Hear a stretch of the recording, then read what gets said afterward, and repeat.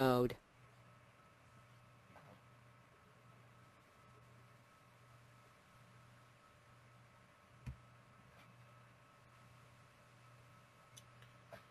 Hello everyone and welcome to another FxEdge Power Hour. I am Marcello Ducille. Today is January 29th, 2013. I'm going to do today what I have done for a long time now, for years now. An analysis of the markets and evaluation of our strategies, which are based upon the 5 p.m. Eastern Standard Time close of our daily bars and our 4-hour bars. Thereafter, we will have a brief questions and answer session, so save your questions for me at the end. And let's get started. Okay, so we had some movement here on the euro dollar, on all the pairs here in the Forex, actually across the board in many markets. So we were looking for a breakout, guys, and that's exactly what we got. Now, remember these levels that I had drawn earlier? We really just had very nice bounces right off of them. Right, that 3,400 to 3,450 area. We had a nice bounce. Price actually went all the way down to 1.3413, and you can see here right there where our area of support is, bounced right up to the 13500 area, and that's going to be our new. That's going to be the new area for us to watch for. That's going to be our new point of decision in the market. We're going to watch and see where the market goes from here. We may get some play back down here. We may get some play down at the 3450 area. And then, maybe a price move back up. So I'd go ahead, I'd gather and say that this also is a very good area for us to watch. I mean, I've got a lot of lines on here, but this is a good area to watch for the 1.3450 area. If we do get some traction on the downside, we could see a bounce off of the 1.3400 area as well. We'll see what happens there. But guys, we had a nice range here. We had a break out of this range. Okay. Price moved to the upside. We had a day of hesitation here, followed by another move to the upside. So this is basically what's happened here. Now, how has that played out for our STP5? STP5 euro dollar had a change from red to green, got us into a buy trade, and we are currently up on that 114 pips. I'm hoping that that position will hold, that this area of support will hold if price does come back down. And so, we're currently sitting here at break even. We do have an upside. There's an upside here, and we can look to 3,600, 3,700, 3,800, 3,850. So keep your eyes peeled for that. We're not going to talk about that right now. The last thing we need is more lines on our chart. But this 3,500 and 3,450, 3,400 area, these are going to be key areas for to watch because that's the high. The high was at 1.3496 today, and the low was at 134.13, so that is the range, and of course 34.50 is going to be a key area as well. All right, so we are up 114 pips on the euro dollar. Let's talk about that dollar Swiss. Now, we talked about the dollar Swiss discretionary trade. I basically just laid it out there really simply. This was a good trade to take, 60 pips of risk, and at the time I said there was a chance for about 100 pips of profit, so it was a pretty good, or 110 pips of profit. So it was a pretty good risk-reward ratio, at least 1-to-1, and maybe even 1-to-2. And what we had here was actually this thing would have gone on and continued to move down, and it's currently at about 136 to 140 pips. Guys, the reason that we didn't get in this trade from an STP standpoint is because we had that change from green to red, and it was slightly higher than it needed to be for us to get there. But look at this trend line, guys. This is really interesting.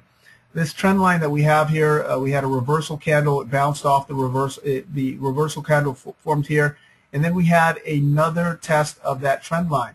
Okay, and you can see that trend line. Why that's a trend line here for us? Kind of a negative force trend line here, really holding price down. It's resistance based, and then you can see here that price comes right down to the trend line again. So the market hasn't forgotten it. What was once resistance is now support, and we can see a bounce off that area there. It'll be interesting to see what happens if price breaks through this trend line, because it has tested it now twice. It most likely will test it again, and we'll see where price goes. But we could basically have an upswing before that test does occur. We could get it back up to 92.50 and then a push down. So mark my words on those particular matters there. Okay, pound dollar, guys. Here's another look at another trend line that we had drawn here, and this also was a negative force trend line. So basically, it was a resistance. Initially, it was a resistance trend line, and you can see here it actually continues up all the way to the other side here, but that's not necessary for us to know. It's a strong area of support and resistance, and you can tell that it's a strong area of support and resistance because we have multiple touches here, and even when price came through it, price went ahead and retraces here as well. So that gives us a good showing that this is a very good area of support and resistance. The 5,700 area did hold. We have this nice railroad tracks formation. We could very well see a retracement here and a probable move back to the upside on the pound dollar. I wouldn't be surprised if we saw a retest of the 5,700 area here, and potentially a press to the upside on the pound dollar. So that's where we're at right now. We're currently flat on that. Actually, technically we're in a pound dollar sell. So some of you may still be in that pound dollar sell depending on your spread. You could hit the first take profit, and you could still be in this trade, and it would basically have you up 237 pips, maximum favorable excursion 325 pips. All right, let's take a look at the pound yen. Now our pound yen, we're in this trade here. It's currently down about 60 pips, and I know some people were scared. It's down 57 pips about this trade. I'm actually feeling pretty good about this trade for the time being. You can see that price came really close to hitting our stop loss. Our stop loss here is at, let's take a look, 141.60. Okay, and you can see that price action brought us down to 141.87. So it came within 27 pips of hitting our stop loss here. But thank goodness that area of support really did hold. It did test that area of support really at that 14200 area. Initially that was there, and it has bounced off of it and continued to move up. So we have a nice buy signal here on the pound yen. And not only that, it's at the bottom of its range, okay, of this portion of its range, because it's actually got two range points. It's got a 139, it's got the 140 range, it's got the 142 as well. It's in a good place for us to potentially see a move to the upside and a hitting of our first take profit. We're looking forward to that, and obviously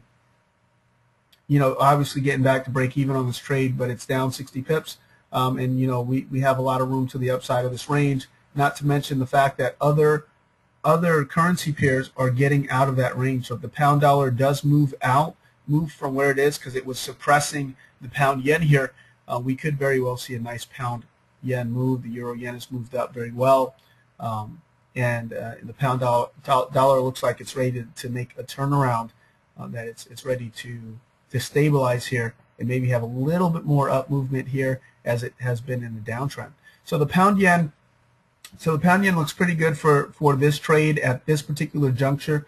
Don't be surprised if we do see price drop a little bit before it does pick up. We're going to be looking at that 14200 area again, potentially a bounce off that area, and then potentially a pushback up. So right now we're sitting at 142.93. So we're more than 100 pips away from our stop, and that's a comfortable place for us to be.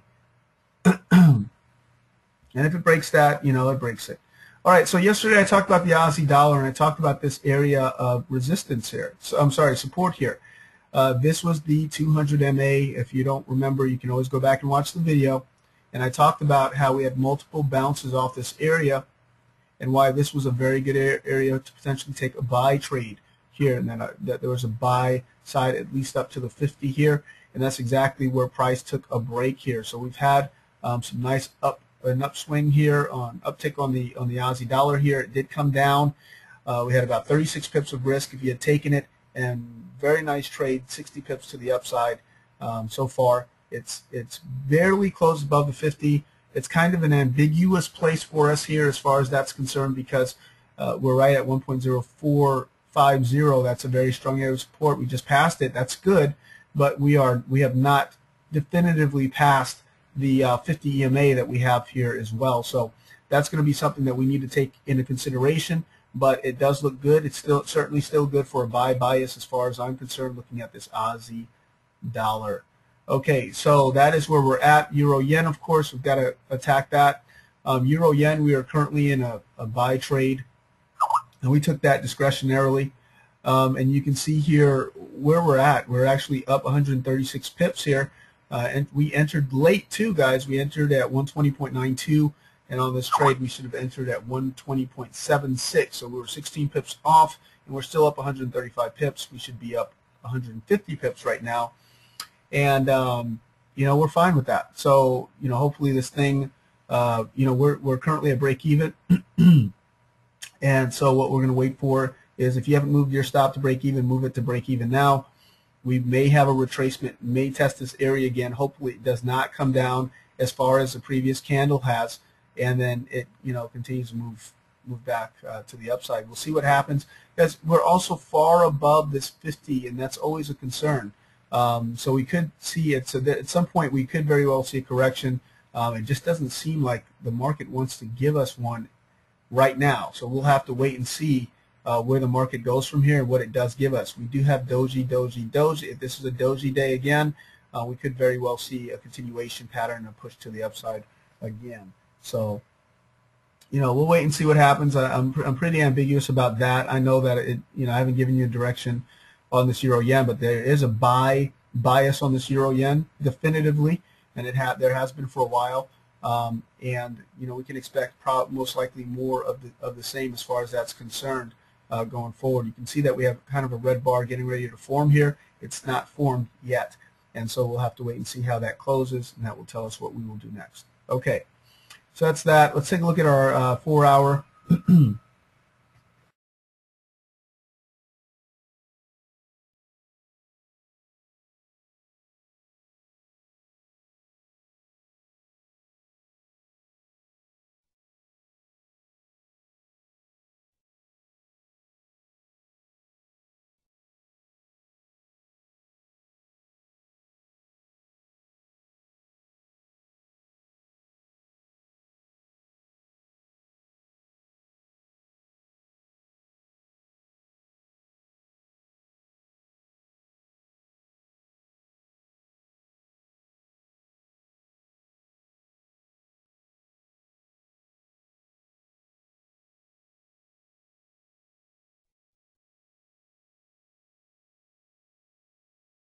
Sorry about that, guys. I'm back. Okay, so euro dollar 4-hour. This is basically our Quattro. Now, a Quattro is having a blockbuster type of trade here. We had a change from red to green, got us into a buy here. We were looking for 33 pips. Price moved up here. We hit our first take profit. Price continued to move up, and it has moved up. It's currently up 172 pips with a maximum favorable excursion of 183 pips. So we have seen a very, very good movement on this FxEdge Quattro, and you can see here that it's giving us another buy signal. We don't have an add-on on the FxEdge Quattro here, so but this is another buy signal potentially. I do believe there's room for us to test down here, and then, you know, potentially to move up. So we could see just a straight move up, but we could see a retest and a push down first, and then a push back to the upside, more likely. All right, so let's take a look at our IBO. So our IBO got into a buy. Our buy we were into back here, 43 pips of risk. Maximum favorable excursion to that point was 87 pips. 12 bar trailing stop. 1, 2, 3, 4, 5, 6, 7, 8, 9, 10, 11, and 12. You can see that we got closed out on the second position right here. So this candle here did not actually take for us. Believe it or not, we did not get into this trade.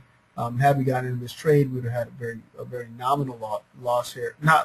Actually nominal loss, kind of like of a 2.5% position, maybe a 0.7% or something like that. Very, very slim because of loss mitigation. But really, you shouldn't have gotten in that trade anyway. And this was the winning trade. Big move up to the upside, hit its first take profit. Second position gets closed out as price juts down here to that 134.13 area that we talked about earlier. All right, so that's that. Let's talk about our IBO Rev, which has done very well. All right, this is our buy signal here. 60 pips of risk, goes up, hits its first take profit right in here. Very same thing, closes out right here when price juts down for 78 pips on the second position. So basically picking up about, you know, they're on a 2.5% position, about 2.7%, 2.8%. So, you know, it did its job, and has done much better than that in the past. But it was a good trade, or about 3% gain. All right, so that is that. Basically, I know that we have a buy trade on the ATR that is open. For some reason, I didn't take that trade. Okay, we didn't take it here. I'm not sure why. There it goes. It's showing now. And it did move up. So some people may have actually moved to break even or already on this trade, because what it did is it moved up. We had this nice push to the upside. 11 pips. Pushes down. And we're still in this trade.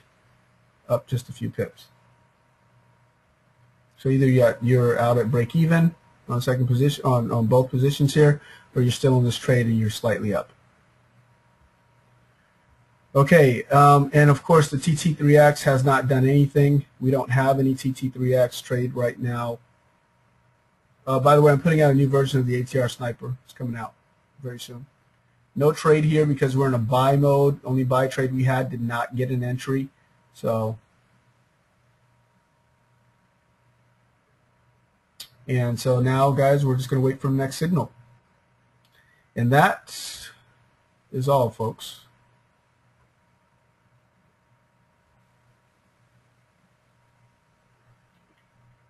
Yeah, okay, so basically the STP5 on the build wealth is currently in the euro dollar. So you guys should see the euro dollar there. The build wealth, we're running a couple things in the build wealth right now, and one of them is the STP euro yen. That trade and the euro dollar is not being run, so that's why you didn't see a trade there. You know, stay tuned for it, because we're going to have some explosive movement. I do imagine soon. I've been pretty right about these things in the past, so you know. And we just came out of a range, guys, so that's why there was no movement there. We were in a range. It was an ugly range, and this was the range here. All these are 4-hour bars, so imagine we've been going through this range and this narrowing, okay, because you can see this pennant here very clearly. See that? See this narrowing here? This is our consolidation, and you don't want to trade in that. There's nowhere to go. There's nothing to do. You're giving your money away. And so, for whatever reason, we did not take trades there. And that was executive decision by my guys. But keep your eyes peeled. It's coming. It's going to be when we do have a good size movement. It's gonna come, and it's gonna come well. Patience is a part of the game as well. And then, you know, usually, as you know, when we do have these movements, it's usually in one big pop. You know, and that's really what we're looking for here in this month.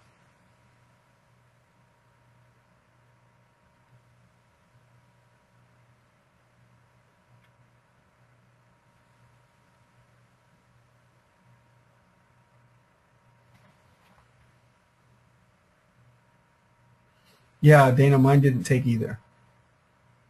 So I think it was about FxDD versus FxDD Malta.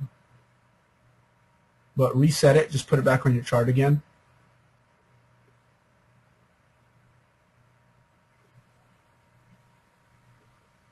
I'll have to get back to you guys on the version numbers for the IBO, for the Q4. I'll have to get back to you on that. But pretty much whatever you're seeing me have here is what you should most likely have. Whatever it says, you can see it also right here. For instance, I'm on 405B on the TT3, and it says 405B here as well. Sometimes they don't get updated for whatever reason, but it should be basically the same thing.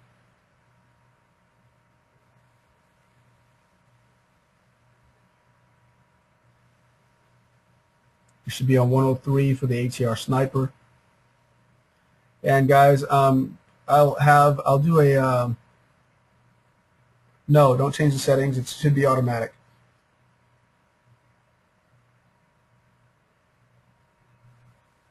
Yeah, Ian, you can probably move that stop loss value, but you're going to have to, you can move it if you want to.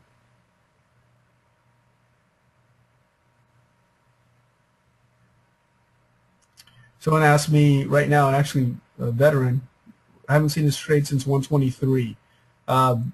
Look at this. This is back from 115. It's a consolidation.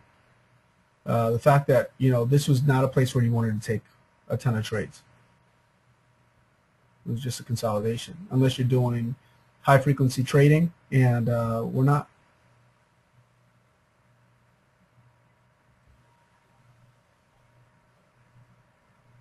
Yeah, you're going to probably have to take that off, Ian, because it's going to naturally put it back.